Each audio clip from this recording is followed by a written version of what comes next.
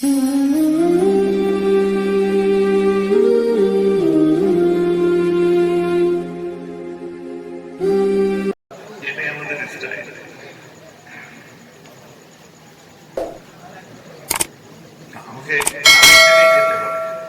জন্য কমপ্লিট আমি কথা না বলে শেষ করতে পারি না। ঘড়িটা দেখে দিয়েছি কোনটা কতক্ষণে শেষ করব। আমি সব দিকে একটু টাচ দিয়ে মিলাদুন্নবী করেছি, তাই তো নাকি?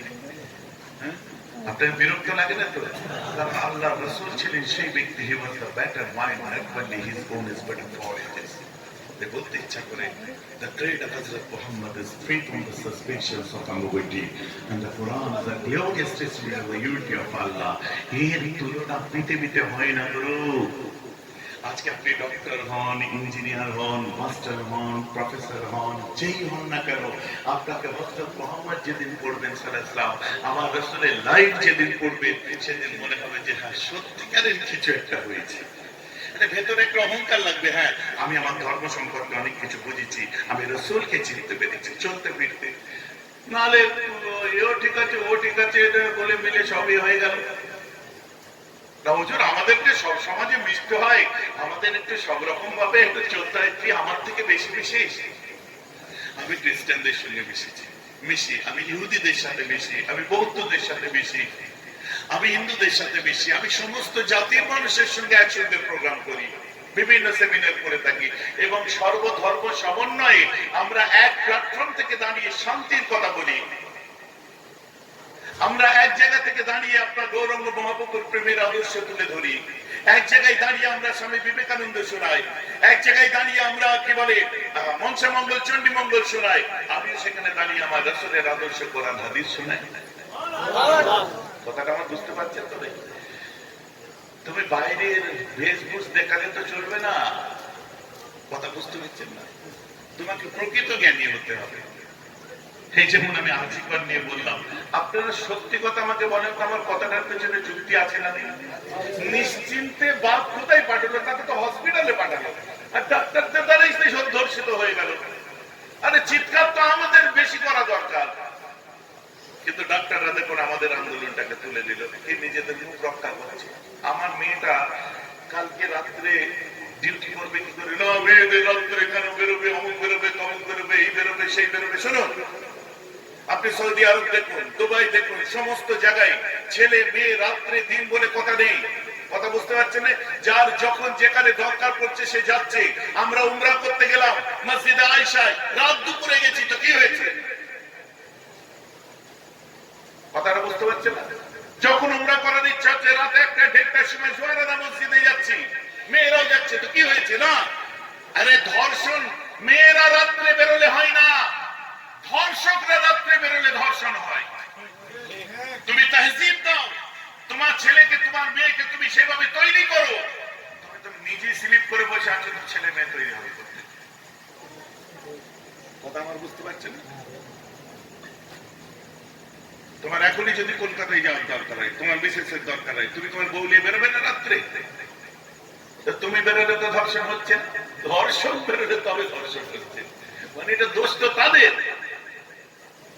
যার জন্য হিন্দু, মুসলিম, বৌদ্ধ, খ্রিস্টান, পৃথিবীর যত ধর্মের মানুষ আছে দেখুন, সব ধর্ম শিখাচ্ছে। মাদার টেরেসা দেখেছেন?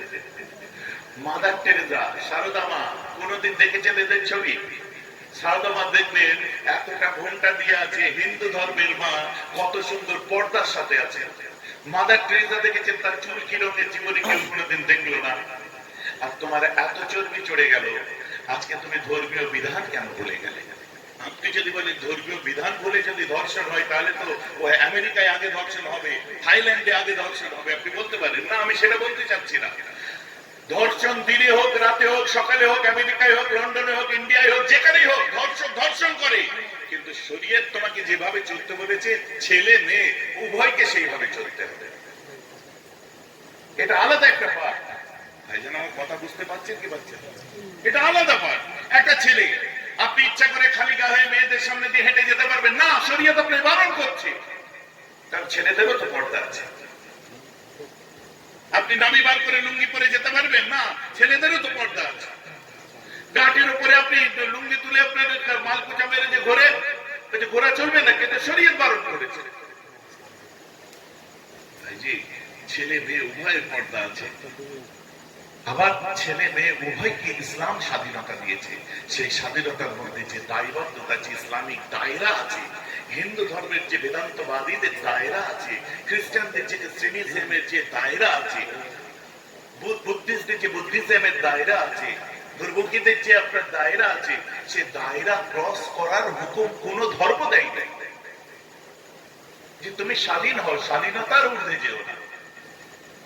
অশালীন কোন ধর্ম সেই অশালীনতার শিক্ষা কোন ধর্ম দেয় না। সব ধর্ম শালীনতার শিক্ষা দেয়, মূল্যবোধের শিক্ষা দেয়, মানবতার শিক্ষা দেয়, স্টাইলের শিক্ষা দেয়। কোরআনও দিয়েছে, কোরআন which is a poem, a code of life and a code of laws, a book of open prayer, and that is why Bible all in one, and it is developed by a large section of human race as miracle of purity, as miracle of piety, as miracle of style, and as miracle of truth. All miracles come by one man, Prophet Muhammad. Subhanallah. জানা নেই শরীয়তকে বুঝুন। আল্লাহ রাসূল বলছে নি'মান নিসা ওয়া নিসা ওয়াল মাদিনাতু লাম ইয়ামনাহুন্নাল হায়াউ আন ইয়াতাফাক্কাহনা ফিদ-দ্বীন। মদিনার নারীরা কত ভালো, তারা জানার বিষয়ে, শেখার বিষয়ে, জ্ঞান অর্জনের ক্ষেত্রে। আমার ইউনিভার্সিটিতে আমাকে তারা এতটুকু লজ্জা করে না। তাই বলছে নি'মান নিসা ওয়া নিসা ওয়াল মাদিনাতে, মদিনার নারীরা কত উন্নত, কত আধুনিক। বলেন সুবহানাল্লাহ। ইসলাম তো শিখার জিনিস। আপনার মনের পাপ লুকিয়ে আছে। আপনি ছোট থেকে শিক্ষা পেলেন না, একটা বোনের সাথে, মায়ের সাথে, মেয়ের সাথে কথা বলতে গেলে আপনার চোখ কোন দিকে থাকবে, আপনার level of speech, level of অ্যাপ্রোচটা কেমন হবে, এই বুদ্ধি যদি আপনার না থাকে, সে দোষটা সেই মেয়েটার নয়, দোষটা তো আপনার। পিতার সাথে কথা বলার আগে আপনি নিজেকে সাবলীল করতে পারেন না কেন? মেয়ে ছেলের সাথে কথা বলে হ্যাঁ ঠিকই আছে সব, আপনার সাথে কথা বলছি যেমন একটা ছেলের সাথে বলছেন, আপনি তেমনই একটা মেয়ের সাথে দরকারি কথা বলেন। আপনি রিসেপশনে গেলেন, যে কাউন্টারে গেলেন, মেয়ে ছেলে বসে আছে, আগে চুল টুল দিতে, এক্সকিউজ মি, না না অত স্টাইল দিতে হবে, সেই দেখাচ্ছে। কথা বুঝতে পারছেন না? দেখলে যেন মনে হয় যে সবকিছু আর্জি করবে, কি চলছে দেখতে পাচ্ছেন না? Justice for RG Kar, justice for RG Kar. সে জাস্টিসও বলতে পারছে না, একজন বলছে জাস্টিক ফর আরজিকর। সত্যি বলছে জাস্টিক ফর, সব জাস্টিক ফর। যা করছে তো হিন্দু মুসলিম কেউ কোনো দিকে তাকাচ্ছে না, ময়দানে নেবে লড়াই করছে। কি জানেন দুঃখ লাগে, আমাদের কদিন আগে একটা ডাক্তার নিজেকে বিশাল ভাবে, আজকে কিছু ছেলে এমবিএ করেছে, এমটেক করেছে, ডাক্তারি করেছে, নিজেদেরকে সমাজের উঁচু দিয়ে চলা মনে করে। আমার বক্তব্য শুনতে শুনতে আমাকে বলছে আপনার একটা প্রশ্ন ছিল মহাশয়, না হুজুর সাহেব একটা প্রশ্ন ছিল। আমি কি বলছি, আজকে আরজিকর নিয়ে একটা নিরীহ মেয়ের যে উপর দিয়ে এরকম মানে কঠিন অবস্থা চললো, আপনারা কিছু বলছেন না, চুপ করে আছেন। আপনাদের শুধু কি ওয়াচ করাই কাজ, অন্য কোনো কাজ নেই? এগুলো আপনাদের আন্দোলন করতে হবে না? ও আদেও জানে না আমার আন্দোলনটা কত বড় আন্দোলন হয়েছে, এবং আজও আমার ছেলেরা যাদবপুর থেকে আরম্ভ করে বিভিন্ন জায়গায় তারা যে কোন ব্যানারের নিচে না গিয়ে, কোন দলের পিছনে না গিয়ে, সত্যের পিছনে আন্দোলন তারা করে এসেছে, আজও পর্যন্ত এটাও খবর রাখে না। কথা বুঝতে পারছেন? আমাকে এমন অ্যাটিটিউডে বললো না, আমার গা পিত্তি চলে গেল এরকম। আমাদের সমাজের মানুষ কি বলবো, মানে ও ভাবছে আমি ডাক্তার হয়ে সমাজের উঁচুতে উঠে গেছি। তাহলে এক্সকিউজ মি, ওয়াজ বন্ধ করে একটা কথা বলবো? বলে বলুন। আচ্ছা আপনি কি করেন? বলছে I am a doctor, that's why I am telling you. আচ্ছা আপনি ডাক্তার, মুখে চুনকানি নাকি ধরতে পারেন না? কথাটা বুঝতে পারছেন? মুখে চুনকালি মেখে ঘুরতে পারেন না? উড়িষ্যায় দুটো নার্স ধর্ষিত হলো ডাক্তারেরই হাতে। দিলবার সিং ডাক্তারই ছিল, উন্নাও দেখুন ডাক্তার, যেখানে দেখবেন ডাক্তার। আপনি বলুন আরজিকর নিয়ে আন্দোলন করতে ডাক্তার, জুনিয়র ডাক্তাররা নেমেছে, আমি অন ক্যামেরা বলছি আপনাদের সামনে। এত বড় ঘৃণ্য, জঘন্য, নোংরা, ন্যাক্কারজনক ঘটনা ঘটা উচিত নয় যেটা ঘটেছে আমাদের বোন তিলোত্তমার সাথে। এর প্রতিবাদে হিন্দু মুসলিম সবাই আমরা জাত ধর্ম দেখিরা ঝাঁপিয়ে পড়েছি যে প্রকৃত দোষী সাক্ষী হোক, এতে কোনো সন্দেহ আছে? ডাক্তার তুমি কি করতে নেমেছো আগে বলো? এখানে আমার নামার অধিকার নেই? আমার তো মনে হয় তুমি তোমার মুখ রক্ষার মান রক্ষা করতে নেমেছো। এসেছো, না হলে তোমাদের রাস্তাঘাটে দেখলে গলায় জুতোর মালা দিয়ে ঘোরাবে, তাই জন্য তোমরা নেমেছো। যদি বলেন কেন, মেয়েটিকে আমাদের সেই নিরীহ বোনটিকে তার মা তার বাপ বড় ভরসা করে হসপিটালে চাকরি করতে পাঠিয়েছিল। নিউরোমেডিসিন কক্ষ ডাক্তারদের আয়ত্তে থাকে, মেয়েটি ডাক্তার, যেখানে গেল আরজি করোটে ডাক্তারদের আরো তাকে ধর্ষণ করলো ডাক্তার।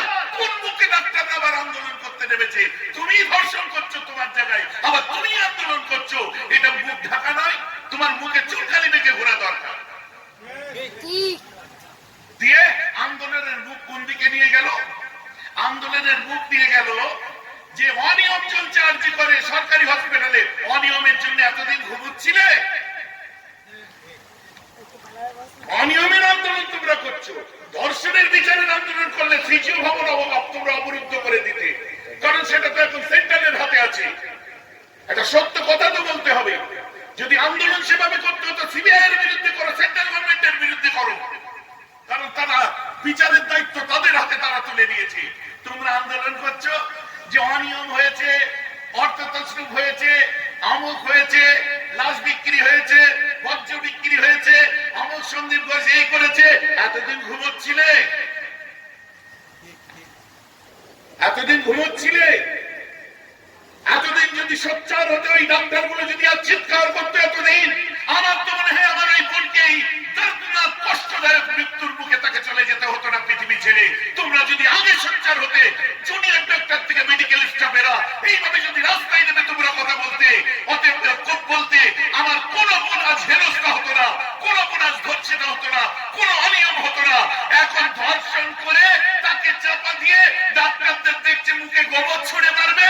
এখন একটাই উপায়, রাস্তায় নেমে আন্দোলন কর, ডাক্তারদের যাতে মুখটা রক্ষা হয়। এটা ধান্দাবাজি করার জায়গা পাওনি। আমরা আন্দোলন করেছি, আন্দোলন করা মুজাদ্দিদের জামান শিখিয়েছে। যখনই বাংলা তথা ভারতবর্ষের বুকে কোন রকম আপনার দুর্ঘটনা ঘটেছে, আগে এমনকি আফগানিস্তানের গ্রামে বসে বলছি, আগে দৌড়ে আমি এসেছিলাম, আগে এসে আমি সেখানে আন্দোলন তুলে ধরে গড়ে তুলেছিলাম। পরবর্তীতে সেটা অন্য রূপ নিয়েছে। আপনি বাংলার যে কোনো জায়গায় আপনার দুর্ঘটনা ঘটনা, যে কোনো জায়গায় অনিষ্ট হোক, অমানবিক কাজ হোক, মূল্যবোধহীনতার কাজ হোক, আগে জামিয়াতুল উলামায়ে বাংলা আসামের এই বাচ্চা মেয়েরা আগিয়ে ছিল, আগিয়ে আছি, সারা জীবন আগিয়ে থাকবো। তোমরা আমার পিছনে এসো। কথাটা আমার বুঝতে পারছেন কি পাচ্ছেন না? বলুন এবারে কি বলতে চাচ্ছেন? ধর্ষণ করলো কে? ডাক্তারি করলো। কোথায় গেছিল? আলুর আড়তে, চালের আড়তে, না ডাক্তারের আড়তে? ডাক্তারেরই আড়তে। সে নিজে কি ছিল? Taxi driver? বলে না, সেও ডাক্তার। নিউরোমেডিসিন ভবন কার আয়ত্তে থাকে? ডাক্তারেরই আয়ত্তে থাকে। দর্শন করলো কে? ডাক্তারই করেছে। আন্দোলন করছে কারা? ওই ডাক্তাররাই করছে। তুমি কি? তুমি কি ভেবেছিলে নরম জায়গা? ওটা অত নরম জায়গা না, জায়গাটা অনেক শক্ত জায়গা। তোমার মতো দু চারটে পাস করা ডাক্তার, দু চারটে বলবো না, 200-400 পাস করা ডাক্তার একবার গ্রুপটা খোলে বুঝতে পারবে, যারা স্পিরিচুয়াল ট্রেনিং আজও পর্যন্ত দেয়। আল্লাহ ওদের ভালো রাখো। ময়দানে আছে তারা, আন্দোলন করছে তারা। কিন্তু আপনি একটা জিনিস বলুন, সারা বাংলায় আমাকে বলছে আজকে দেখুন ফিল্ম অ্যাক্টররা নেমেছে। আচ্ছা হ্যাঁ, ফিল্ম অ্যাক্টর গুলোর তো সব পিজিতে আর আরজি করে ট্রিটমেন্ট হয়, এমনিতে হয় না তো, বেলবিও হয় না। শ্রদ্ধা মাননীয় আপনার উনি চলে গেছেন আমাদের মধ্যে থেকে। যখন আপনার সুচিত্রা সেনের ট্রিটমেন্ট হচ্ছিল, পিজিতে হচ্ছিল তো, আরজি করে হচ্ছিল তো, বেলবিও হয় না তো। যত ফিল্ম অ্যাক্টর আছে লক্ষ্য করে দেখুন, 99% তাদের কর্পোরেট হসপিটালে তাদের ট্রিটমেন্ট হয়। হয় বোম্বে, নয় কলকাতা, ব্যাঙ্গালোর, যে কোনো কর্পোরেট হসপিটালে হয়। আর সরকারি জায়গায় যায় কারা? গরিব দুঃখী, খেতে পায় না, বাচ্চা হওয়ার টাইম হয়ে গেছে, ওকে চেপে রাখতে পারবে? কোথায় যাবে? আর তুমি কর্মবিরতি করছো। আপনাদের এলাকায় কতজন মরেছে খোঁজ নিয়ে দেখুন তো। এই যে আমার কথা বুঝতে পারছেন কি পারছেন? পাকামো করার জায়গা পাও না। আপনারা আন্দোলন করছেন না, আমরা আন্দোলন করছি। শোনো, শুধু ওদের বিরুদ্ধে নয়, তোমাদের মতো কুলাঙ্গার ডাক্তারদের বিরুদ্ধেও আমরা আন্দোলন করছি। কারণ আমার মেয়েটা আজকে ডাক্তারি করতে যাবে ডাক্তারদের মধ্যে, আমার মেয়েটা নার্স হয়ে আজকে সেখানে যাবে। ডাক্তারের কাছে তার ভয় আছে যে ডাক্তার কখন কি করে দেবে কোনো ঠিক নেই। এখন মুখ লুকোবার জন্য পাকামো হচ্ছে। মানুষ সব ঘাসে মুখ দিয়ে চলে, গাধা গরু, তাই না? তোমাদের এখনো যে বাংলার বড়ছেরা মুখে চুনকালি লাগাই দেয় সেই ভালো। যেখানে আন্দোলন করার সেখানে জওয়ান। আজকে নবী দিবস করতে এসে বলতে আমায় খারাপ লাগে, হ্যাঁ এটাও একটা প্রতিবাদ নবীজির আদর্শের মধ্যে পড়ে। মেইন স্ট্রিম মিডিয়া কি দেখাচ্ছে? বলছে একটা রোগিনী দেখা গেল যে সে ডাক্তার পায়নি, আপনার কি বলে পিজি আরজি কর হসপিটালে লাস্টে তিলকতমার আপনার ছবির সামনে যে নমস্কার করে তাকে আশীর্বাদ দিয়ে চলে গেল। বিরল দৃশ্য দেখতে পেলাম আমরা। নিশ্চয় তার প্রতি আমাদের সমবেদনা, তার মা বাবার চোখের পানি, তার রক্ত, তার সঙ্গে যে নির্মমতা হয়েছে, এর সঙ্গে আমরা কোনোদিন আপোষ করতে পারি না। যে আপোষ করে সে মানুষ নয়। কিন্তু মেইনস্ট্রিম মিডিয়ায় ফুটেজ খাওয়ার চেষ্টা করছেন। ওটাও দেখেন যে আমাদের রাজ্যে লিখিত 27 জন, অলিখিত কত শত মানুষ যে মরেছে বিনা চিকিৎসায়, আর ওগুলো সব গরিব দুঃখী গ্রাম বাংলা থেকে তারা হসপিটালে গেছে। ওর হিসাবগুলো দিন না, ওর হিসাবগুলো দিলে সেন্ট্রাল থেকে আর পয়সা পাওয়া যাবে না, মিডিয়া বন্ধ হয়ে যাবে। কথা বুঝতে পারছেন না? সব মাল খরচ, সব পয়সা খরচ, আর আমাদেরকে শিখাতে এসেছে আন্দোলন। কথাটা আমার খারাপ ভাবে দেবেন না, আন্দোলন তো শিখে গেছে আমার রাসূলুল্লাহ। জোরে বলুন না সুবহানাল্লাহ। যেখানে অন্যায় হবে রুখে দাঁড়াতে তো শিখে। কিন্তু আমার কথাটা শুনতে খারাপ লাগলো না? তার বেটিকে পাঠিয়েছে তো ডাক্তারদের মধ্যে, আর ডাক্তাররাই তো অসভ্য করে দিল। আবার ডাক্তাররাই মান বাঁচাতে নেমেছে, বিচার চাই। তবে করলো কে? কোথায় করলো? কি হচ্ছে না? মানুষ পুষছে, এটা শুনে রেখে দিন। আজকে বহু মানুষের ভেতরের কথা যেটা বলতে পারেন, ওটা আমার মুখ দিয়ে বেরোলো, আপনারা নিজেরা সেটা বুঝতে পারছেন। কারণ এই মুহূর্তে ভয় করছে, যদি বললে ডাক্তারদের বিরুদ্ধে বললে যদি আপনার আমাদের বিরুদ্ধে আবার আন্দোলন হয়, করবে রাজনীতির বিরুদ্ধে আন্দোলন। আমিও দেখতে চাই এই বাংলার বুকে যেমন স্বামী লোকেশ্বরানন্দজি ছিলেন, এই বাংলা যেমন পরমহংসদেবের বাংলা, এই বাংলা যেমন বিবেকানন্দের বাংলা, এই বাংলা যেমন ঋষিমণিদের বাংলা, এই বাংলায় যেমন সারদা মায়ের আতুর ঘর আছে, এই বাংলাতেই জন্ম নিয়েছে, এই বাংলায় শুয়ে আছে তিনি হলেন মুজাদ্দেদে জামান বঙ্গপুত্র আবু বকর সিদ্দিক। জোরে বলুন সুবহানাল্লাহ। তার সিলসিলার মানুষেরা মরে যায়নি, তার ভালোবাসার মানুষেরা মরে যায়নি। হিন্দু মুসলিম তারা আজও বেঁচে আছে। এবার আওয়াজ হচ্ছে বাইরে থেকে জোরে, আর আমি চিল্লাম কি করে বলেন?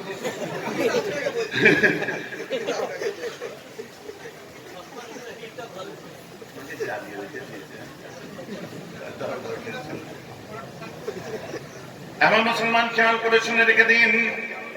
শুধু তাই নয়,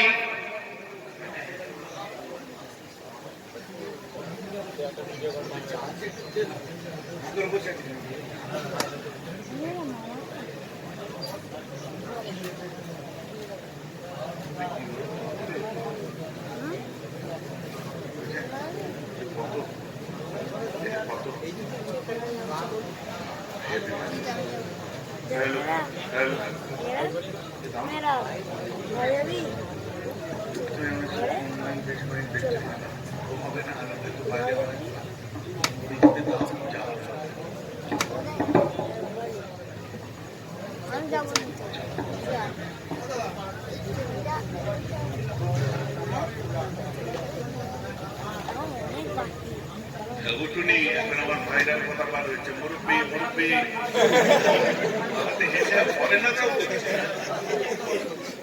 ফরেনাররাও করছে, বিদেশিরা।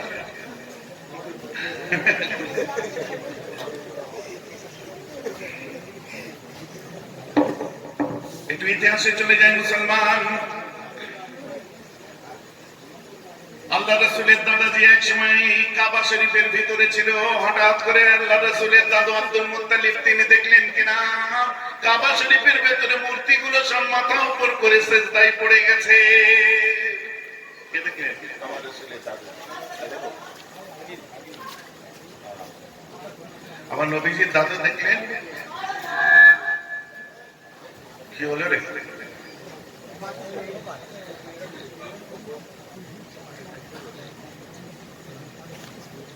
আমার নবীজির দাদু দেখলেন কাবা ঘরের ভেতরের মূর্তিগুলো সব মাথা উপর করে পড়ে যাচ্ছে। বাইরে বার হয়ে আসেন, বাইরে বার হয়ে এসে অবাক হয়ে গেলেন যে দেখছে সাফা মারওয়া পাহাড় দেখছে থরথর থরথর করে কাঁপতে আরম্ভ করে দিয়েছে। সাফা মারওয়া পাহাড় দেখেছেন তো? আপনার সাই করেছেন, দৌড়েছেন, দৌড়ানো ওয়াজিব, কারণ এটা হচ্ছে শায়রিল্লাহ। কিন্তু আপনারা শুনলে অবাক হবেন, এই সাফা আর মারওয়া দুই পাহাড়ে দুটো মূর্তি বসানো ছিল, কিন্তু একটার নাম হচ্ছে ইসাফ, দ্বিতীয়টির নাম হলো নাইলা। এরা কাবা ঘরের অন্তরে কাবা চাতানে জেনা করে ফেলেছিল, দুটোকে মূর্তি বানিয়ে দিয়েছিলেন আল্লাহ। আর এই দুটো মূর্তি তুলে নিয়ে যে সাফা আর মারওয়া পাহাড়ে বসিয়ে দেওয়া হয়েছিল। পরে যখন ইসলাম আসলো ওই সময় ওই মূর্তি দুটোকে অপসারণ করা হয়েছিল। আল্লাহ রাসূল বলছেন আমরা মিল্লাতে ইব্রাহিম, আমরা ওই দিকে লক্ষ্য করে নয়, বরং আমরা হাজেরার দিকে লক্ষ্য করে সাফা মারওয়া পাহাড়টা সাই করে সেলিব্রেট করবো। বলেন না সুবহানাল্লাহ। ইতিহাস কি আছে?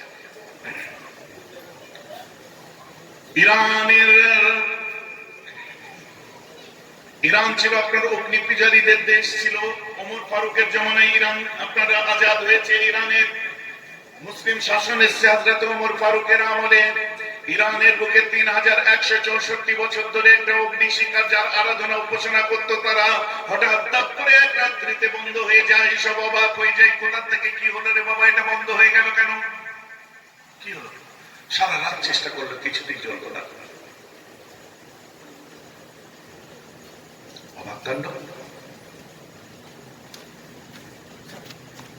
এমন মুসলমান ওই রাত্রিতে ইরানের যিনি চিফ জাস্টিস ছিলেন তিনি স্বপ্ন দেখলেন যে একদল উট আরব থেকে দজলা নদী পার করে ইরানের দিকে ধেয়ে আসছে।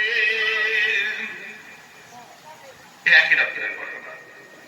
রোম সম্রাটের অট্টালিকা আপনারা নাম শুনেছেন, কাইসারের রোম বলা হতো,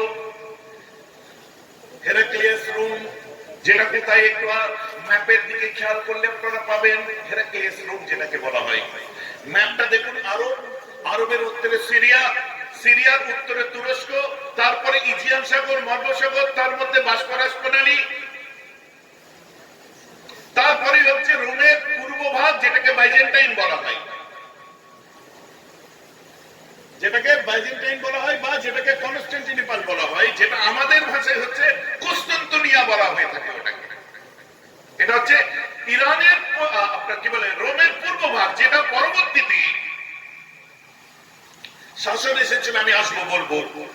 তো রোমের সম্রাট হঠাৎ দেখলো তার অট্টালিকা থেকে 14খানা পাথর ভেঙে পড়লো। What is this? Is it earthquake? Is it tremor? ভূমিকম্প না অন্য কিছু? কি হলো? সব ভেঙে পড়লো কেন? ব্যাপারটা কোথায়? কিছুতেই কিছু 14টা পাথর ভেঙে পড়লো। এর ব্যাখ্যা কি জানেন? ওই যে বাদশা যিনি ছিলেন রোমের সম্রাট, এই রোমের সম্রাটের 14টা রাজার পরে যিনি এসেছিলেন অটোমান সাম্রাজ্যের শাসক দ্বিতীয় মোহাম্মদ, তার মানে 1453 হিজরিতে এই 14টা পাথর ভেঙে পড়েছিল।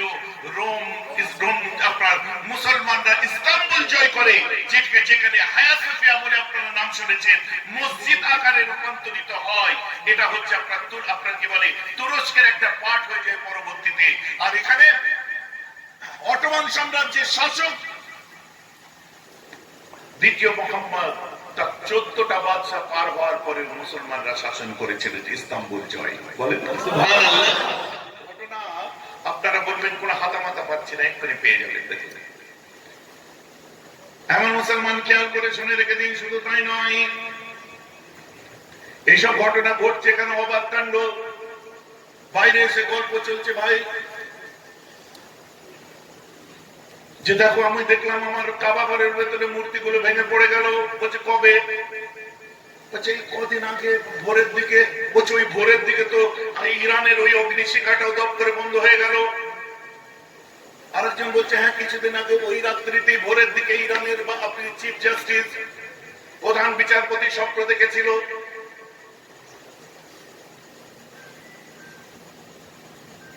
হ্যাঁ ওই রাত্রে ইরানের প্রধান বিচারপতি স্বপ্ন দেখেছিল। স্বপ্নের মধ্যে আপনার দেখছি যে আরব থেকে কিছু মুখ আসছে দশরা নদী পার হয়ে। তাই হ্যাঁ ওই যে জানো ওই রাত্রে সাফা মারোয়া পাহাড়ও কেঁপেছিল। আশ্চর্য ঘটনা, এসব কি হচ্ছে? আরেকজন বলছে রোম সম্রাটের অট্টালিকার 14টা পাথর কিন্তু ওই রাত্রে ভেঙে পড়েছিল। কতটা আমার বোঝা যাচ্ছে? এগুলো ঘটছে কেন বলতো? আমার মুসলমান এবারে সেই জায়গায় যাচ্ছে। বেহরব সিদ্দিকী বলে দিল যে কোরআন নাযিল হয়েছিল নবী দিবসের দিনে। এইখানকার এই জলসা এইরকমই একটা জলসা। কতবার কি এখানে এসেছিলাম নবী দিবসে? তার আগের বছরে এইরকমই একটা জলসা এই জায়গাতেই সম্ভবত এই বক্তব্যটাকে নকল করে দিয়ে কেউ বলেছিল বেহরব সিদ্দিকীর জালিয়াতি। সেটা কি জালিয়াতি? বেহরব সিদ্দিকী বলছে কিনা নবী দিবসের দিনেতে কোরআন নাযিল হয়েছিল। কত বড় মিথ্যুক দেখেছেন কে? একটা মনীষের পার হয়েছিল সামনের দুনিয়ার এরকম ইউটিউবার হাত পা নেড়ে আপনার বক্তব্য দিচ্ছে, ভাইরাল হয়েছিল না? আর ক্যামেরা ঘুরিয়ে দেখছে ময়দানে ছেলেরা খেলা করছে। কত ওইরকম কিছু মিষ্টি ফিষ্টি হবে। বেহরব সিদ্দিকীর যদি ক্ষমতা থাকে আমায় ফোন করতে পারেন। চিন্তা করে আমি কাকে ফোন করবো, মানে কত হালকা ভাবে নিজের মতো করে পারলাম। ওই জন্য যারা ফেসবুকে কমেন্ট চালাচালি করে না তাদেরকে বারণ করি যে তুমি কার সঙ্গে কমেন্ট চালছো তুমি তো নিজেও বুঝতে পারছো না, ও তার মতো করে তোমায় নিচ্ছে। কথাটা বুঝতে পারছেন? আমি আমার ছেলেদের যুবকদের বলি ফেসবুকে কেউ কিছু বললে উত্তর দিয়ে নিজেকে ছোট করবে না। কারণ সে হয়তো দেখা যাচ্ছে যে ফ্রিতে এমনি ভরে চায়ের দোকানের মাথায় বসে উপড়ো হয়ে বসে পানিতে ভেয়ে যাচ্ছে, ও তোমায় মেসেজ করছে আর তুমি একটা বড় জায়গা থেকে বিলং করো। সে তোমাকে তো হালকা ভাবে নেবে, আমাকে ফোন করতে পারে না। আর কেন ফোন করতে, আমার কি খরচ কেঁদেছে গাড়ি না কেন? মানে যুক্তিটা কিসের জন্য? ওকে আমি বলেছি আমার জলসাই, তারপরে ওকে কেন ফোন করতে যাবো? এটা তো যুক্তিতে আসতে হবে। আজও বলছি শুনুন, এটা কোরআন দিয়ে বলি। বিসমিল্লাহির রহমানির রহিম। হাফেজে কোরআনরা নিশ্চয় আছেন। সূরাতুল জিন খুলুন, ইনশাআল্লাহ আপনার চোখের সামনে ভেসে আসবে। বিসমিল্লাহির রহমানির রহিম। ওয়া আন্না কুন্না নাকুদু মিনহা মাকাইদা লিস-সামি ফামান ইয়াস্তামিল আন ইয়াজিদ লাহু শিহাবান রাসাদা।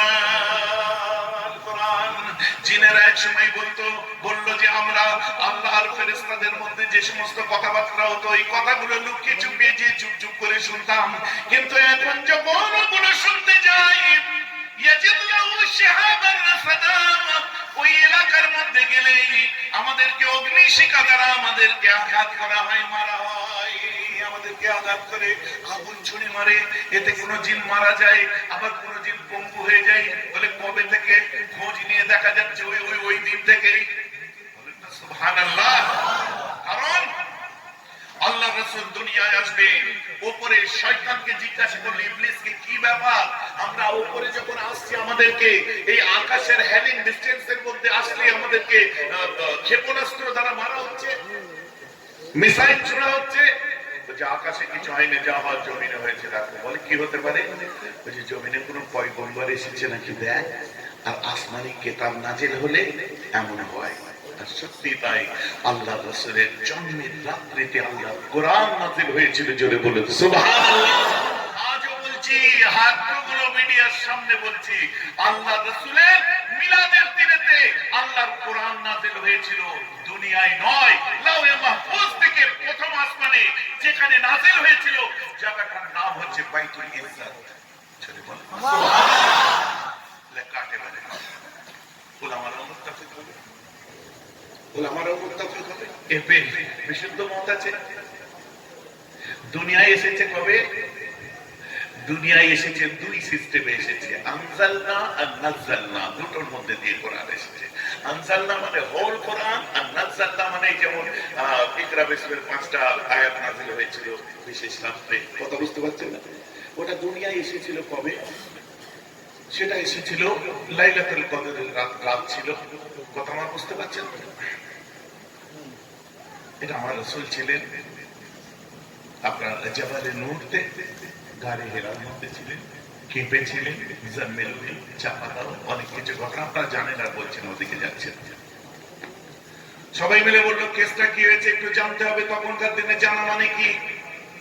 তখনকার দিনের জানা মানে জানতে যেতে হবে। কোথায় জানতে যাবে? চলো অমুক জায়গায় যাই, একটা গণৎকার আছে হাত গনে। আর সত্যি তখন গণৎকারদের উপর বিশাল ভরসা করতো। কোথায় গণৎকার আছে? বলছে সিরিয়াতে, কেউ বলছে ইয়ামান। বেশিরভাগ মানুষের মত হচ্ছে সিরিয়ায় একটা গণৎকার আছে যে ব্লাডারের মতো দেখতে, হাত পা ছোট ছোট, গোটা শরীরটা গোস্ত ভর্তি, মাথাটা গর্দানে হাড় নেই। তাকে যে বলছে কি করে বলবে? বলছে খোঁজা মারো, রাগাও, রাগাবার পরে দেখতে পাবে এ হঠাৎ রেগে যে ফুলে ফেপে উঠে মানুষের রাখতে ফিরবে, তখন দেখতে পাবে যা জিজ্ঞেস করবে তার উত্তরটা পেয়ে যাবে। আমার কাছে চিমটি কাটছে, বোঝা মারছে, খেপাচ্ছে, রাগাচ্ছে, চড় মারছে, রেগে। হ্যাঁ হ্যাঁ, এটা হচ্ছে ইতিহাস শোনাচ্ছে আপনাদের। যখন রেগে উঠলো তখন বলছে কি ব্যাপার বলো? বলছে এরকম এরকম ঘটনা ঘটেছে। বলছে দুনিয়ায় আসমানি কিতাব এসেছে আর পয়গম্বর এসেছে, দেখাতে যাও। চলে আসলো, এসে আব্দুল মুত্তালিব এবং সবাই মিলে একত্রিত হয়ে আলোচনা আরম্ভ করে দিল। কোথার থেকে কি হচ্ছে একটু দেখো তো ভাই, এমন হচ্ছে কেন একটু বোঝো ভাই।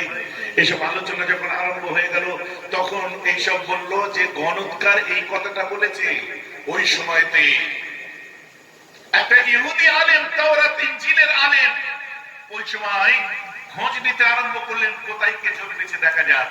দেখা যাচ্ছে যে বিধবার ঘরে আমার রাসূল জন্ম নিয়েছে। বলুন না যে বলছে হ্যাঁ গো তোমাদের বাড়ি বাচ্চা হয়েছে? বলছে হ্যাঁ। বাচ্চার নাম কি? বলছে আহমদ। বাপরে, চমকে উঠেছে। আর কোন নাম আছে? বলছে হ্যাঁ। কি নাম? বলছে মোহাম্মদ। আরো যে চমকে উঠেছে। বলছে আচ্ছা ও কি সাদকা নেবে না হাদিয়া নেবে? বলছে ওটা বড় হলে বোঝা যাবে, বলতে পারবো না।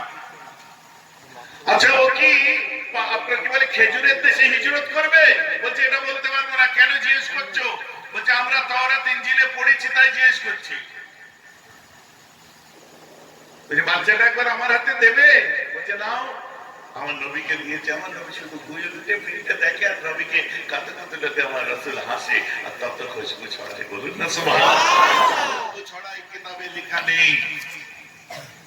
আমার মন যেন বলছে আমার রাসূল হাসলে খুশবু ছড়াতো। কোন বিভ্রান্তি হবে না। আমার মন বলছে আমার রাসূল কথা বললে গোলাপ ঝরে পড়তো। সুবহানাল্লাহ। আমার রাসূলের ওজুর থেকে খুশবু বার হতো। বলেন না সুবহানাল্লাহ। এটা আমার মন বলছে, এটা আমার মহব্বত বলছে। এই মহব্বতের বিরুদ্ধে আপনি যদি বলেন না বেরোতো না, তুমি এক কুত্তা হুজুর। নবীর কথা বললে যদি গোলাপ না ঝরতো না, তুমি তো কুত্তা হুজুর। কথাটা আমার বুঝতে পারছেন তো নাকি? আমার নবীর জন্য যত ভালো প্রনাউন্সিয়েশন আছে আমি 100 বার করবো, আর তার যে বদনাম করবে তার জন্য যত জীবজন্তুর নাম নিয়ে প্রনাউন্স করবো। ভাই যে খারাপ লাগলো নাকি শুনতে? আমার নবীর যদি একটা জামাত, একটা মেথড, একটা বাচ্চা, একটা পাগল মজনুন এসে আমার রাসূলের নাম পড়ে মেহরাব সহ্য করতে পারে না, খোদার কসম করে বলছি, দাঁড়িয়ে শুনে আমার ভিতরটা কেমন একটা হয়। আমি নাম শুনি যখন পাগলে গাইলো আমি শুনি, কারণ আমার দিল তোমারা করে যে হ্যাঁ এটা তোমার মহব্বত, সে নবীর জন্য পড়ছে। আর যদি একটা চরম শিক্ষিত মানুষ এসে আমার রাসূলের সম্পর্কে অ্যাভেলেবেল ভেবে এরকম বলে, যুদ্ধ ফুলে মাথায় মারতে ইচ্ছা করে। কথাটা বুঝতে পারছেন? ঈমান অত সোজা নয়। সাহাবায়ে কেরামরা আল্লাহ রাসূল সম্পর্কে কোনো খারাপ কথা শুনতে পছন্দ করতেন না। বুঝতে পারছেন? অবাস্তব কিছু শুনতে পছন্দ করতেন না। তাদের মহব্বত, এগুলো আমরা নবীকে যত ভালো কথা দিয়ে প্রনাউন্স করবো, এটা তো সুন্নাত সাহাবার মধ্যে পড়ে। আমার মুসলমান ইয়ামানের নাসিবাইন শহরের একটা জিন পরিক্রমা করতে একজন নয় 9 জন জিন, কেউ বলছে 20 জন। 9 জন জিন দুনিয়া পরিক্রমা করতে আরম্ভ করে দিল। কি হয়েছে কি হয়েছে কি হয়েছে? ঘুরতে ঘুরতে নবুয়তের 10ম বছরে, নবুয়তের 10ম বছরে, যে বছরে আল্লাহ রাসূলের চাচা এবং স্ত্রী দুজনই ইন্তেকাল করে, মক্কা থেকে অদূরে 14 মাইল দূরে ওয়াদিয়ে নাখলাতে আমার রাসূল নামাজ পড়ছিলেন। ওয়াদিয়ে নাখলার ফজরের নামাজ পড়ছেন। এটা 50 বছর ধরে তারা পরিক্রমা করছে। ওয়াদিয়ে নাখলায় আমার রাসূল নামাজ পড়ছেন। ওই সময়তে আকাশ দিয়ে জিনগুলো উড়ে যেতে যে কানে কোরআন পড়লো, সঙ্গে সঙ্গে তারা আল্লাহ রাসূলের কাছে এসে কোরআন শুনতে আরম্ভ করলো। নামাজের পিছনে দাঁড়িয়ে গেল। সালাম ফেরার পরে আমার রাসূলকে বলে, এটা আপনি কি পড়ছিলেন? বলছে আসমানি কিতাব পড়ছিলাম। বলে কি আপনি কে? তাহলে বলছে আমি আখেরি পয়গম্বর। আল্লাহ রাসূলের হাতে হাত দিয়ে বলছে আনাশহাদু আন্নাকা নবিয়্যান। এতে কোনো সন্দেহ নাই, আমরা 50 বছর ধরে আপনাকে খুঁজছি। কোনো সন্দেহ নাই যে সত্যি আপনি যেটা পড়ছিলেন ওটা আসমানি কিতাব, আর সত্যি আপনি সন্দেহ নাই আপনি হলেন আখেরি পয়গম্বর।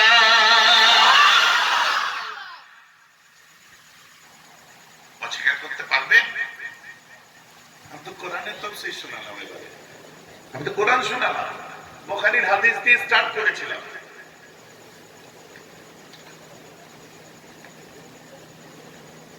এ যখন উল্টে পাল্টে দেখছে, উল্টে পাল্টে দেখতে দেখতে দেখছে পিছন দিকে একটা লাল একটু উঁচু মতো জরুল, দুই কাঁধের মধ্যে একটুখানি উঁচু হয়ে আছে। ওটাই তো ছিল আমার নবীর খাতমে নবুয়তের সিল, মোহর। আল্লাহ রাসূলকে দিয়ে দিয়ে জমিনে পড়ে গড়াগড়ি করতে আরম্ভ করে দিল। গড়াগড়ি করে কাঁদতে কাঁদতে বেহুশ হয়ে গেল। কেন? ওর ইচ্ছা ছিল যে যত নবী এসেছে সব নবীরা বনি ইসরাইলের মধ্যে এসেছে। ইব্রাহিম আলাইহিস সালামের একটু বলে দিই, ইব্রাহিম আলাইহিস সালামের দুটো ছেলে থেকে নবী আসে। একজনের নাম হচ্ছে ইসরাইল আলাইহিস সালাম, যাকে সোহাবা বলা হয়েছে কোরআন পাকের মধ্যে, আর একটা হচ্ছে ইসমাইল আলাইহিস সালাম। যত নবী এসেছে সব বনি ইসরাইলের মধ্যে এসেছে। বনি ইসরাইলের নবীদের উম্মত যারা নবীদেরকে মেনে চলেছে আর ইনজিল জবুর তওরাত মেনে চলেছে তারা পথে ছিল, আর যারা পথভ্রষ্ট হয়েছে তাদেরকে কোরআন বলছে ইহুদ নাসারা। তারা ওরা পথভ্রষ্ট হয়েছে। পরবর্তীতে কোরআনে তাদেরকে ইহুদি নাসারা বলা হয়েছে। যেটা বর্তমান দেখবেন ইসরাইল আলাইহিস সালামের থেকে নবী এসেছে, তাদের দাউদ আলাইহিস সালামকে কেউ ফলো করে চলতে চলতে পথভ্রষ্ট হয়েছে, তারা বর্তমানে ইসরায়েলি হয়েছে। ইসরায়েল আর প্যালেস্টাইনের লড়াই চলছে, ভাইজান কথা বুঝে যাচ্ছে? আর ইসমাইল আলাইহিস সালাম, ওনার থেকে কোনো নবী নাই, একটাই নবী আছে, 1,24,000 পয়গম্বরের উপর ভারী পড়ে, ওটা আমার নবী। বলেন না সুবহানাল্লাহ। আর ওর আফসোস আরম্ভ হয়ে যায় তাই যে ভাবলাম আখেরি নবীটাও বনি ইসরাইলে আসবে, আর এসবিআই তো বনি ইসমাইলে আসলো। ও কাঁদতে কাঁদতে অজ্ঞান হয়ে গেছে। মক্কায় আনন্দ আরম্ভ হয়ে গেছে। ফামুবাশশিরান বিরাসূলিন ইয়াতি মিন বা'দি ইসমুহু আহমদ। আব্দুল মুত্তালিব চতুর্দিকে মিঠাই বন্টন, লাড্ডু বন্টন করছে, কত কিছু করছে। আমার রাসূলের মিলাদে আনন্দ করছে। এখন আপনি বলেন আল্লাহর রাসূলের মিলাদ পালন করার দিনটা কোন দিন ছিল জানেন? ওই দিনেই দপ করে বন্ধ হয়ে গেছিল ইরানের অগ্নিশিখা। ওই দিনেই আপনার আল্লাহর কাবা ঘরের মূর্তিগুলো ভেঙে পড়েছিল। ওই দিনেই আপনার কি বলে চীনেরা আকাশে এন্ট্রি বন্ধ হয়ে গেছিল। ওই দিনেই কাইসারের রোমের 14টা পাথর ভেঙে পড়েছিল। সব মিলিয়ে লাস্টে দেখা যাচ্ছে ওই একটাই দিন যেদিন আমার নবীর মিলাদ হয়েছিল। এখন প্রশ্ন আমি আপনাকে করব, আপনি সাফা মারওয়া পাহাড়কে ঠেলে দুলাতে পারবেন? খচ্চর মলি সাহেব বলো পারবেন? জোরে বলুন। ও খচ্চর মৌলানা পারবে? মোবাইল টিপে মিলাদ করা বেদাত, যারা মিলাদ পালন করে তারা বেদাত করে, যারা বলে ওরা সাফা মারওয়া পাহাড় দুলাতে তো দূরের কথা, তার বউ যদি একটু মোটা হয়ে যায় সরে সো বলে ঠেলার ক্ষমতা থাকে। কথাটা আমার বুঝতে পারছেন কি পারছেন? এখন বলুন সাফা মারওয়া পাহাড় তাহলে কে দুলিয়েছিলেন? চুপ করে আছেন, জোরে বলেন, সবাই মিলে বলেন। আল্লাহ ছাড়া তো সম্ভব নয়। ওই 14টা পাথর কে ভেঙে ফেলেছিল অত মজবুত আপনার বালাখানার? আল্লাহ ছাড়া তো সম্ভব নয়। স্বপ্নটা কে দেখিয়েছিল? আরবদের থেকে উট নিয়ে তৎনা নদী পার হচ্ছে, স্বপ্ন কে দেখায়? কথাটা বোঝা যাচ্ছে? কিছু কিছু বুঝতে পারছেন? কাবার ঘরের মূর্তিগুলোকে ভেঙে ফেলে দিয়েছিলেন কে? আমার মুসলমান, আকাশের দরজা বন্ধ করে দেওয়ার ক্ষমতা আছে কার? এখন বলেন, নবীর মিলাদ উদযাপন কে করেছিল? এই ঘটনাগুলো ওই দিনেতে কে ঘটিয়েছিল? এই জন্য বলি খচ্চর হুজুর, এখন আমরা যদি নবীর মিলাদের দিনে দরুদ সালাম করে এই ঘটনাগুলো শুনে বেদাত করে থাকি, ওই দিন তোমার মত অনুযায়ী আল্লাহ পালন করে কি করেছিল জবাব দাও। রুকু দেখেছ, ফাঁদ দেখুনি এখনো? আমার ওয়াজ বুঝতে পারছেন তো? তাহলে আমার আল্লাহ যে এত কিছু পালন করলেন মিলাদের দিনে, অন্যদিন করতে পারতেন। जमीन थर-थर করে কাঁপছে। क्या बात है, क्या कर रहे हो? मैं तो खुशी मना रहा हूँ जी। किस बात की खुशी? जो मैं क्यों ना खुशी मनाऊं, आज मुझे मेरा अहमद मिल गया। तो जमीन बोली मुझे मेरा अहमद मिल गया। आनंद बच्चे जमीन, आनंद बच्चे आसमान, आसमान ने कहा मुझे मेरा मोहम्मद मिल गया। वलियों ने कहा मुझे रब का नजारा मिल गया। यतीमों ने कहा मुझे सहारा मिल गया। बेवाओं ने कहा मुझे आसरा मिल गया। भटकने वालों ने कहा मुझे हिदायत का सितारा मिल गया। खाना बदूस ने कहा मुझे मकाम मिल गया। नमाज बोले मुझे तकद्दुस मिल गया। अत्तहियात ने कहा अस्सलामु अलैका या नबी मिल गया। आशिकों ने कहा मुझे माशूक मिल गया। मुहिब्बों ने कहा मुझे महबूब मिल गया। अंधेरों ने कहा मुझे उजाला मिल गया। आलिमों ने कहा मुझे इल्म मिल गया। चांद ने कहा मुझे चांदनी मिल गया। सूरज ने कहा मुझे रोशनी मिल गया। सितारों ने कहा मुझे चमक मिल गया। नबियों ने कहा मुझे इमाम मिल गया। अबू बकर ने कहा मुझे सदाकत मिल गया। उमर ने कहा मुझे अदालत मिल गया। उस्मान ने कहा मुझे शुजाअत मिल गया। अली ने कहा मुझे शराफत मिल गया। हसन हुसैन ने कहा मुझे शहादत मिल गया। बंदू ने कहा मुझे इज्जत मिल गया। और तमाम उम्मत ने कहा आज रसूलुल्लाह मिले तो हमें हमारा शफाअत मिल गया।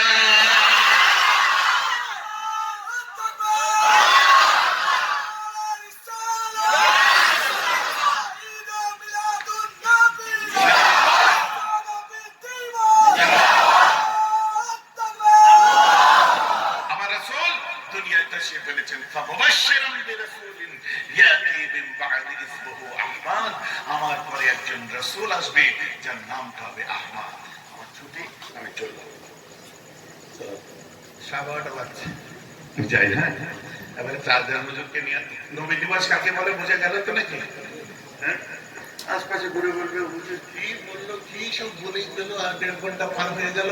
যাওয়ার পরে চলে গেল, মাল নিয়ে চলে ওই ভাববে কি ইনকাম ওদের। Yes sir, this is our style. কথা বুঝতে পারছেন?